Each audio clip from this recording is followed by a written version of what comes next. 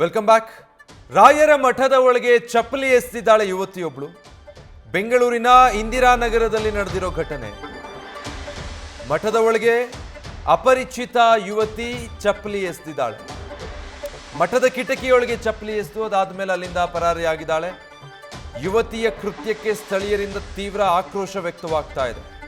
ಈಕೆ ಯಾರು, ಯಾಕೆ ಹೀಗೆ ಮಾಡಿದ್ಲು, ತಲೆ ಸರಿ ಇದೆಯಾ ಇಲ್ವಾ, ಮಾನಸಿಕ ಅಸ್ವಸ್ಥನೆ, ಈಕೆ ಸ್ಥಿಮಿತದಲ್ಲಿ ಇದ್ದಾಳ ಇಲ್ವಾ ತಿಳ್ಕೊಳ್ಬೇಕು, ಅಥವಾ ಹುಡುಕಿ ಇಂಥವ್ರಿಗೆಲ್ಲ ಸರಿಯಾಗಿ ಒಂದು ಬುದ್ಧಿ ಕಲಿಸ್ಬೇಕು. ನೋಡಿ, ಆ ದೃಶ್ಯಗಳನ್ನು ನೀವು ಗಮನಿಸ್ತಾ ಇದ್ದೀರಾ. ಕಿಟಕಿ ಒಳಗಿಂದ ಆಕೆ ರಾಯರ ಮಠದ ಒಳಗಡೆಗೆ ಚಪ್ಪಲಿ ಎಸೆದು ಆಮೇಲೆ ಅಲ್ಲಿಂದ ಓಡೋಗಿದ್ದಾಳೆ. ಮಠದ ಆವರಣದ ಒಳಗೆ ಚಪ್ಪಲಿ ಇರೋದನ್ನು ಗಮನಿಸಿದಾಗ ಇದು ಹೇಗಾಯಿತು ಅಂತ CCTV ಫುಟೇಜಸ್ ತೆಗೆದು ನೋಡಿದ್ರೆ ಈಕೆ ಇವಳು ಯಾರೋ ಯುವತಿ, ಮುಖಕ್ಕೆ ಬೇರೆ ಬಟ್ಟೆ ಸುತ್ತಕೊಂಡಿದ್ದಾಳೆ.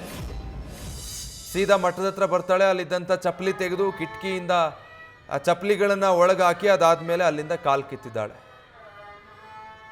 ಈ ಘಟನೆಗೆ ಸ್ಥಳೀಯರು ತೀವ್ರ ಆಕ್ರೋಶ ವ್ಯಕ್ತಪಡಿಸ್ತಾ ಇದ್ದಾರೆ. ಬೆಂಗಳೂರಿನ ಇಂದಿರಾನಗರದಲ್ಲಿ ನಡೆದಿರುವಂಥ ಘಟನೆ ಇದು.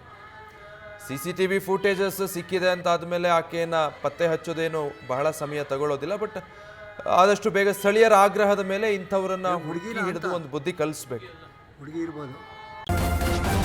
ನ್ಯೂಸ್ ಫಸ್ಟ್ ನಿರ್ಭೀತಿಯಿಂದ ನಿಮ್ಮ ಪರವಾಗಿ.